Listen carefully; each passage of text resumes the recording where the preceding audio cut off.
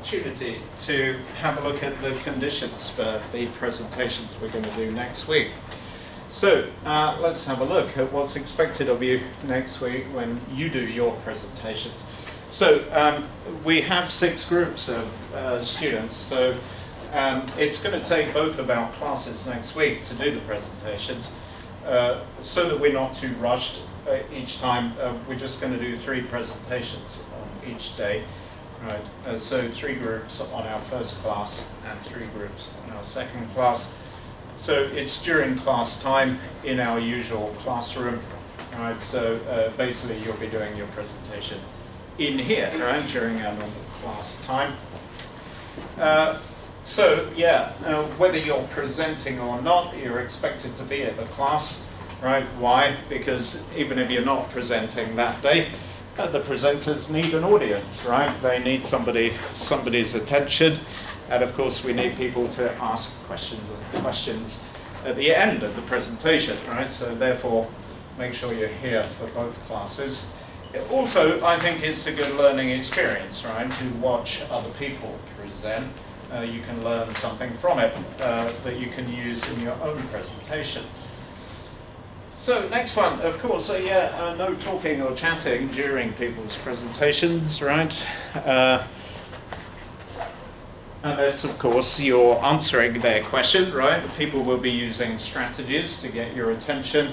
So if they ask you to put up your hand to answer a question, do so. And of course, you may be asking questions at the end of the presentation as well. It is a formal course assessment, right? We know it's worth 20% of the marks for the course. So usual exam regulations apply, so that means no use of computers or cell phones during the presentation, right? So we can practice that now. So please close your computers, right, ready for the following presentation. Thank you, Nicole. I do it for her. What a good friend you are. Of course, make sure your phone is off. Don't, particularly if you're presenting, right? Right. Remember the guy in the video? His phone ringing in the video. You don't want that to happen, do you? Okay, so it is treated as a formal assessment, and of course, be attentive, right? Your full attention on the presenters just for the duration of their presentation. Be reactive if they ask you a question, put up your hand, right, if you have the answer. And respond to their questions and other strategies. And you'll have the chance to ask questions at the end of the presentation. So you can be thinking about, and if you like, have a piece of paper to jot down a question that you have at the end.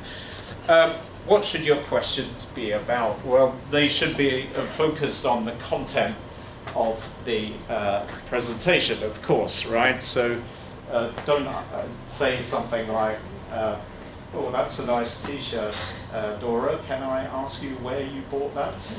Right? No, don't ask them about their clothes or things like that. Or anything else personal about the presenter, right? But about the content of the presentation, you should be asking a question. What kind of things should you be listening out for? Well, of course, if there's anything in the presentation you don't quite understand or it's not quite clear to you, you can ask for further explanation at the end. If you're interested in how the group created the image, right, you can ask them about that. How did you do that? How did you make that picture?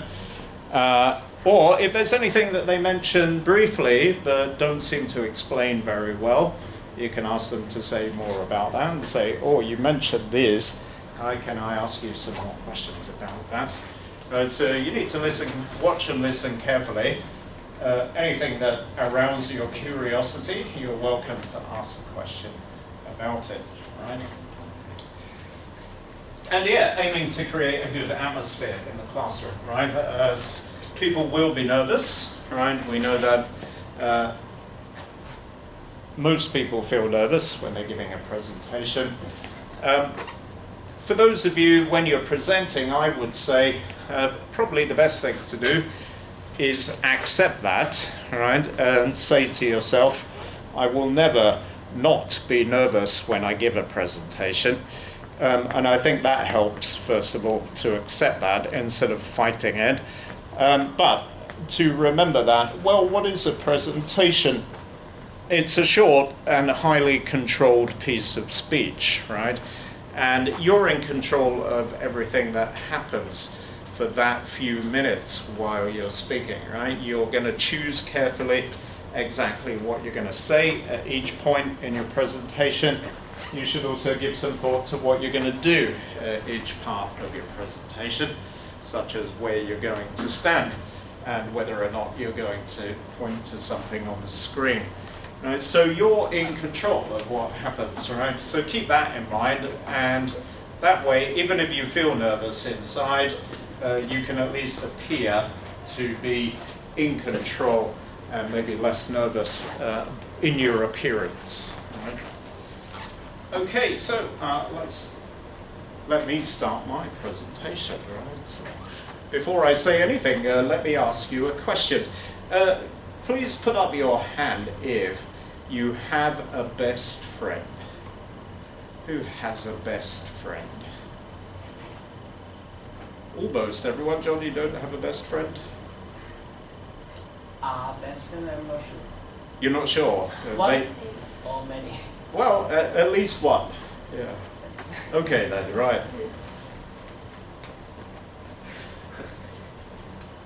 You're putting, Nicole has a best friend, does she, Dennis?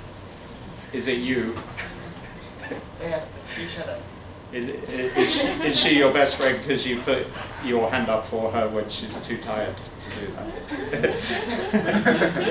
that?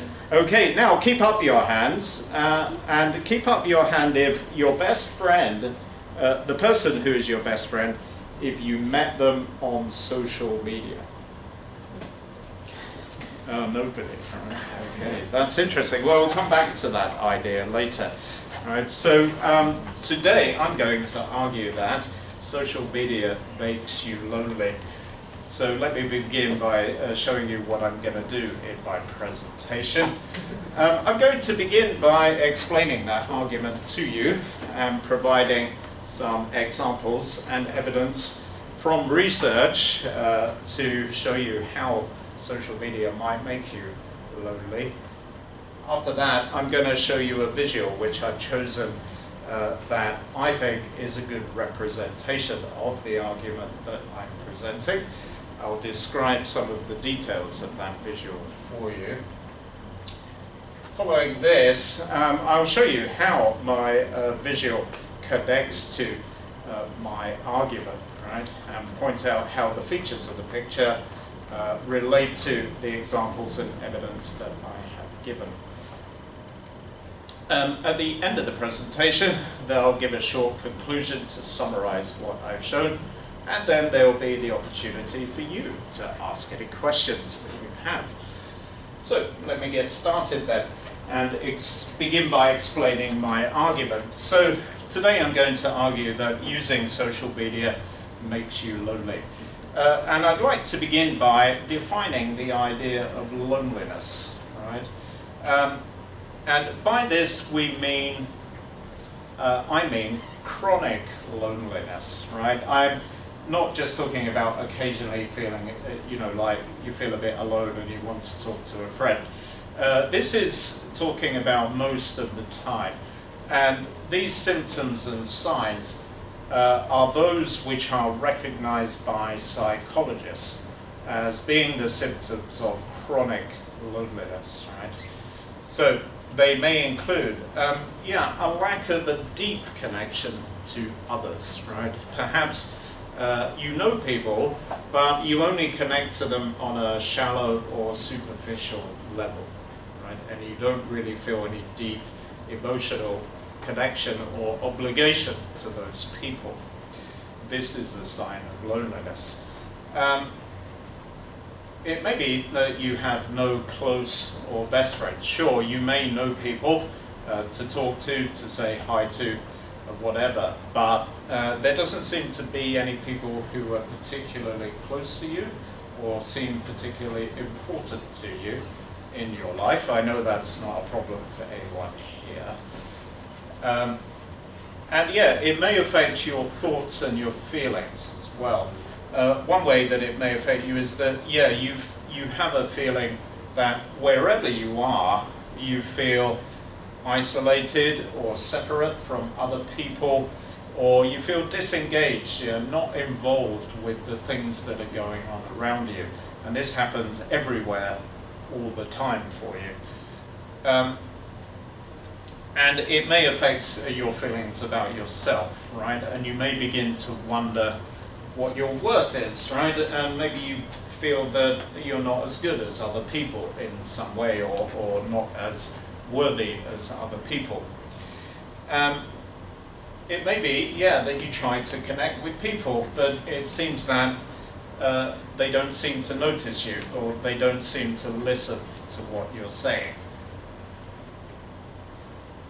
And it could be that when you actually do involve in some social activities, I mean real social activities in the real world, that you find it very tiring to interact with other people, and it seems to take all of your energy and ends up not being a very enjoyable thing. Right? So all or any of these symptoms can tell you that you may be suffering from chronic loneliness. So that defines the issue. So what about the argument that using social media makes you feel lonely? Let's have a look at some examples and evidence to support this. Psychologists think that using social media might make you lonely because we connect more in the digital realm using social media, but as a result disconnect from the world around us. So to give you some examples of that, research suggests that social media can cause individuals to experience a decrease of present enjoyment, right? That is enjoying the things that are happening around you at this particular moment in the present. For example, see if you recognize this situation. You're at a social gathering, right? So you're together with other people, friends, family, whoever, doing something. And then, yeah, your phone is in your pocket and you feel that vibration that tells you you've received a notification. What do you do? What do you do, Kobe? Do you impulsively grab your phone and immediately look at you recognize that, right? Yeah, it's not uncommon, right? But doing this could cause a feeling of disconnection with the other people present at the gathering, right? And this evidence has been shown for this in a psychological study experiment, in fact. So yeah, even that moment of receiving the notification causes you to be less engaged socially when you're at a gathering with other people. And imagine if you do this all the time, the cumulative effect is that you become less connected with people whenever you gather together with them. Another example, research also suggests that, yeah, people become glued to their devices, right? I don't mean literally, like, you know, one of your friends put super glue on your phone and it gets stuck to your hand. No, not literally, but meaning that you seem unable to put down your device, right? And it seems that people that do this, it seems like a kind of defense mechanism for them, right? And that they do it to avoid feeling unaware of current events, right? So they become kind of obsessed with constantly knowing what's going on in the world, right? Either in their friends' lives or in the world in general via news. But yeah, actually it seems that people do it in order to feel disconnected from others, right? Because of things like the previous effect of wanting to look at the phone and being disconnected from the people around you. Eventually people become more comfortable looking at their phone than socializing with other people, and the phone becomes a kind of shield or an escape from them, for them from the real world. So for example, if somebody finds a picture of their loved ones gathered at an event on social media, imagine this situation, right? You see a picture of your friends or family enjoying a party or something, and then you realize that you weren't actually invited to that thing. How do you feel? You feel okay. Why is that? Why does it not bother you? Don't you think, why didn't they invite me? Maybe it doesn't bother you, but yeah, seeing this update in some people could trigger the individual to feel excluded, right? So rather than being happy that your friends and family had a good time, you tend to think about it in a negative way and think, oh, why didn't they invite me, right? And what's wrong with me? Right, so let's move on, and here's a picture that I've selected to illustrate this argument. Take a moment to look at it. So by choosing this picture, I'm aiming to use some pathos to affect your emotions, right? And to make you think about the argument. Let me point out some of the details of the picture to you. If we can, it's a photograph, of course. Look at the angle that the photograph is taken from. It's taken from a low angle, right, so that to emphasize and increase the size of the person in the picture. So you can actually see, okay, there's some landscape in the background, maybe some hills and some trees in the background, but because of the low angle, the figure is as big as the landscape, right, and actually dominates the landscape behind them. So the first thing you look at is the figure in the center of the picture. Next feature is, let's look at where she's looking, right? Her gaze is on the phone in her hand here, right? She's not looking at you, the viewer of the picture, and she's not looking at the landscape around her. All of her attention is here on her phone. And yet, to further emphasize the focus on the figure above the landscape is that you can see the background has been left dark. Seems to be taken in early late evening, right? And so there's a bit of light in the sky. It's reflected in the water below, but the background is deliberately left in soft focus so that we're sharply focused on the figure in the middle of the picture. And yeah, there is a source of light up here, the sky, but the main source of light in the picture is the light from the phone, right? And so you get this contrast, sharp focus and bright light on the person's face, so that we focus on this area in the middle of the picture. And yeah, notice, of course, there's only one person in the picture, right? Not a big crowd of people. So, how does this connect to my argument? Right. Well, look at some of the things that have been said to explain and support the argument so far. Yeah, I said that psychologists believe that social media makes us lonely because we connect more in the digital realm, but disconnect from the world around us, right? And that individuals may become glued to their phones, and we may lack the ability to relate to others about actual life experiences. So these are some of the elements of the argument. How do they appear in the picture?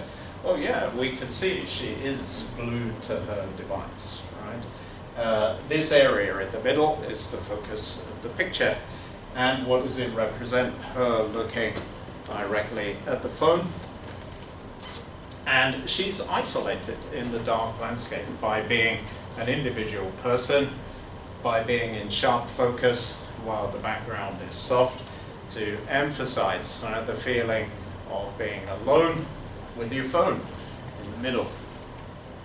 And yeah, the light in her life doesn't come from the landscape, it comes from the phone, right? Traditionally we might think, well, you know, we live in a kind of hectic lifestyle in a city. Surely we think if you had a moment of peace and quiet in the countryside, shouldn't you be enjoying that, right? And not looking at your phone. But here she is, not enjoying the landscape around her, but looking at the phone. And yeah, we can't really sense any connection with other people, right? Maybe she feels she has a connection because she's looking at her friend's Instagram feed, but we don't see any other people around her, right? There's no indication that she has any good friends.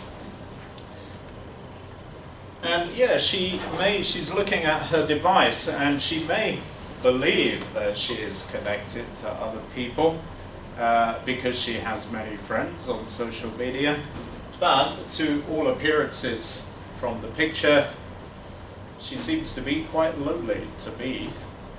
Does she give that feeling to you? Is it a lonely image? Yes, it is.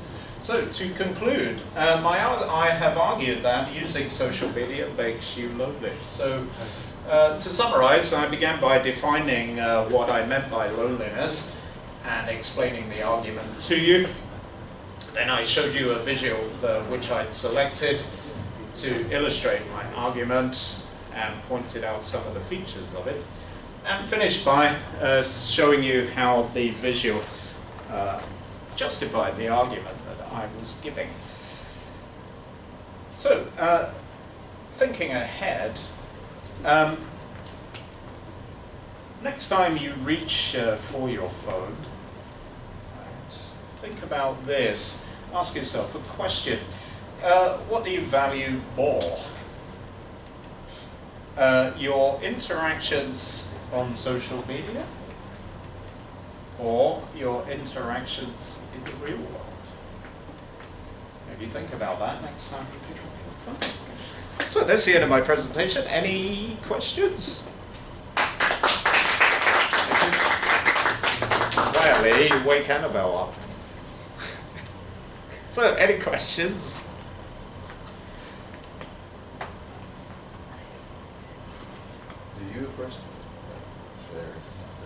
Do you personally feel lonely while using social media? Do I feel lonely while I'm on social media? Yeah, that's a good question, actually. I don't feel lonely, but I'm not a very heavy social media user anyway, right? And so when I look at it, I don't know. I don't really feel like it's anything to do with kind of connections with other people. I just think it's looking at pictures and videos and other interesting material. I don't really think about it in terms of my connection with other people. Does that answer your question? But that may not be a typical feeling, right?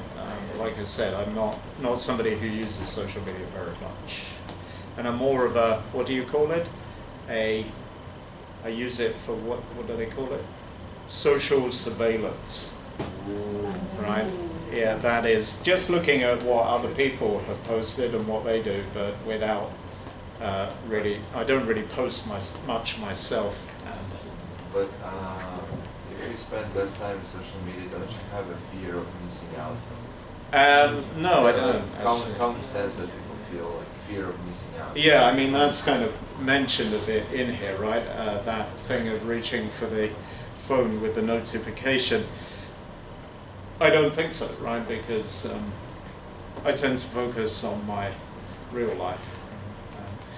Some of it's to do with kind of time, right? I have to think carefully about how much time I have to do things because I'm kind of busy. But so, you know, it's something to do occasionally for relaxation, to browse through some social media rather than a necessary part of my life. So, would you consider yourself a digital minimalist? Yes. I guess so, yeah.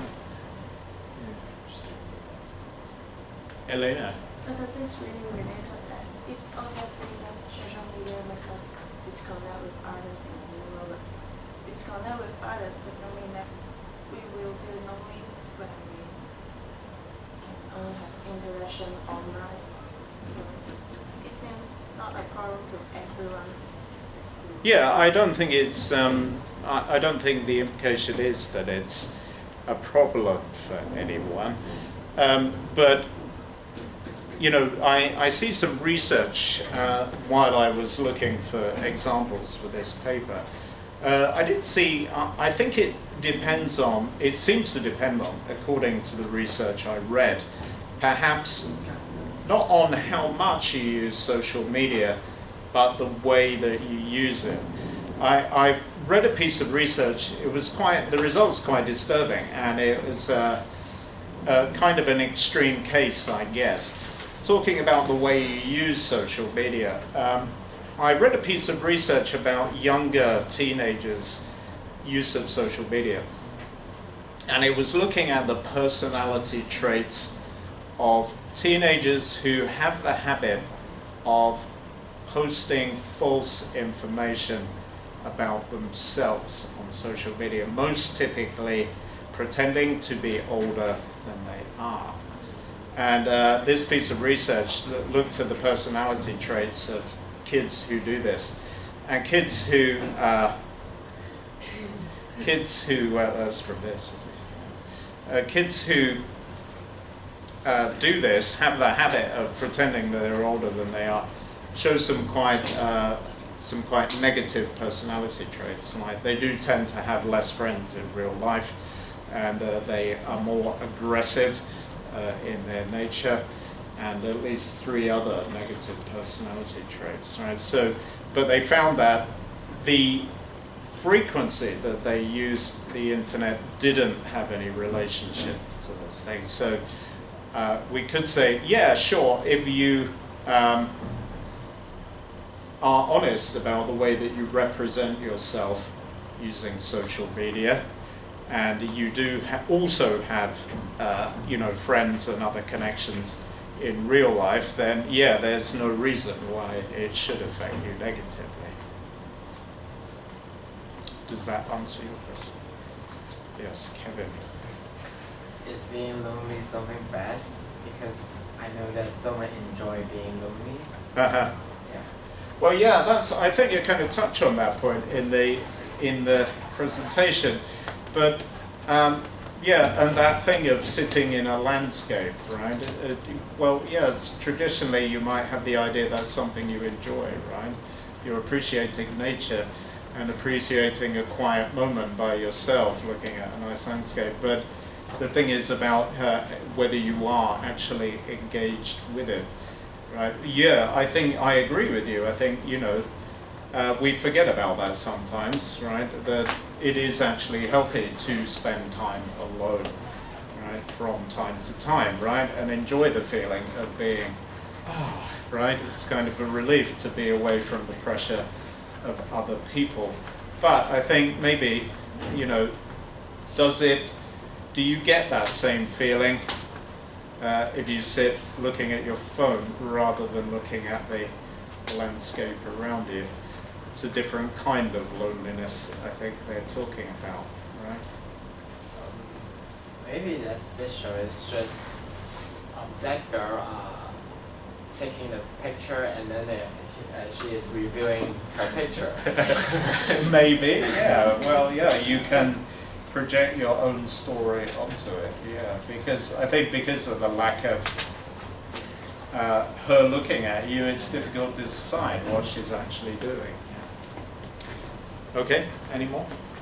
I think that's all for now. So, the end. Thank you for your time.